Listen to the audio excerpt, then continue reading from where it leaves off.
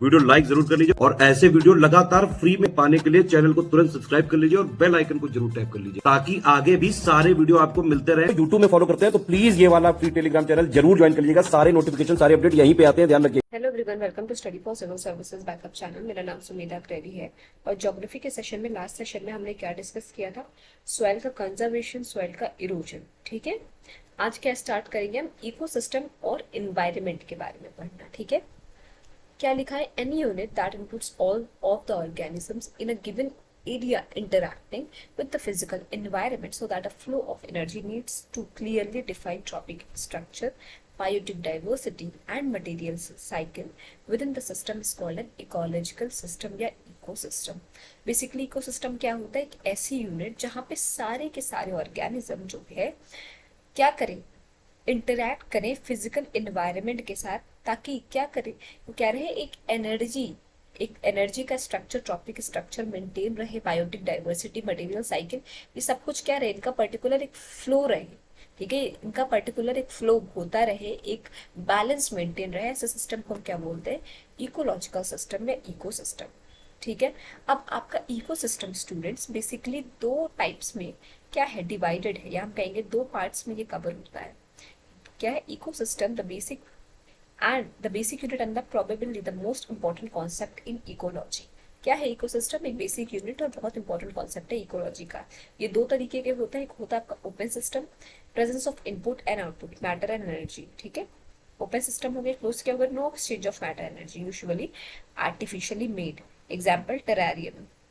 आपके इकोसिस्टम आपके कितने प्रकार के हो गए? दो प्रकार के हो गए। एक हो गया आपका ओपन, जिसमें इनपुट आउटपुट दोनों का प्रेजेंस, यानी मैटर और एनर्जी दोनों का, और क्लोज्ड में दोनों का ही प्रेजेंस ना हो, आर्टिफिशियली मेड हो, जैसे टेरेरियम हो गया। ठीक है, अब आ जाते हैं except for the universe all natural system are open.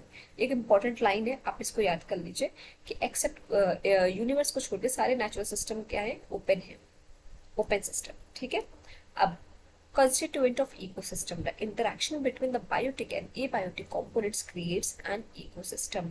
जो बायोटिक और एबायोटिक कंपोनेंट्स के बीच में इंटरेक्शन होता है ना, उससे क्या क्रिएट होता है? इकोसिस्टम क्रिएट होता है। Biotic components consist of producer and consumers and decomposers. अब बायोटिक कंपोनेंट्स क्या है?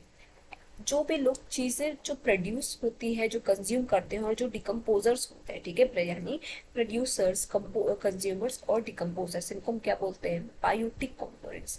Producer are autotrophic organisms who receive energy from sunlight, make their own food with the help of chlorophyll by the presence of photosynthesis.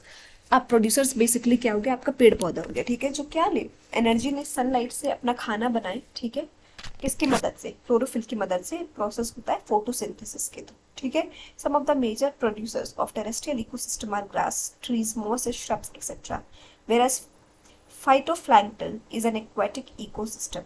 Herbivorous depends on plants are called primary consumers। ऐसे जीव जंतु जो plants पे खाने के लिए depend है, उनको क्या बोलते हैं? Primary consumer. कार्निवोरस क्या होता है? जो एनिमल्स को खाए। ठीक है, एबायोटिक कंपोनेंट्स क्या होता है? जो ऑर्गेनिक और इनऑर्गेनिक कंपाउंड्स को कंटेन करते हैं। बायोटिक कंपोनेंट्स क्या हो गया? अपने प्रोड्यूसर्स, कंज्यूमर्स, डिकम्पोजर्स।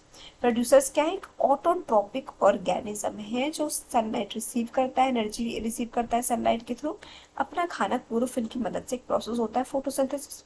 ठीक है, उससे बनाता है। ठीक है, फोटोसिंथेसिस क्या है? जब कोई अपना फूड बनाए क्लोरोफिल की मदद से, by taking the energy from the sunlight, उस प्रोसेस को हम एक तरीके से क्या कहेंगे? फोटोसिंथेसिस। अब और कुछ मेजर प्रोड्यूसर्स कौन कौन से? टेरेस्ट्रियल इकोसिस्टम के grasses and tree, shrubs, mosses etcetera. और फाइटोप्लैंक्टन क्या है? ये एक एक्वाटिक इकोसिस्टम है। कैसा है? फाइटोप्लैंक्टन एक्वाटिक इकोसिस्टम है। हर्बीवोरस कैसे होता है? जो प्लांट्स पे डिपेंड रहे हैं अपने एनर्जी के लिए या फिर अपने खाने के लिए, उनको प्राइमरी कंज्यूमर भी कहते हैं। कार्निवोरस क्या होते हैं? जो एनिमल्स पे डिपेंड रहे फॉर फूड। एबायोटिक कंपोनेंट्स क्या हो गए?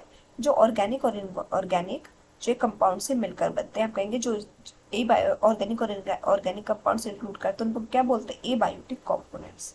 ठीक, ये था आपका बेसिक सा स्ट्रक्चर आपका इकोसिस्टम और एनवायरनमेंट का। आज का सेशन यहाँ पे एंड करते हैं। आई होप आपको समझ में आया होगा। फूड चेन फूड वेब हम नेक्स्ट सेशन में डिस्कस करेंगे। अभी तक अगर आपने चैनल को लाइक सब्सक्राइब नहीं किया है तो प्लीज कीजिए और बेल आइकन को प्रेस करना ना भूलिए। Thank you so much for watching.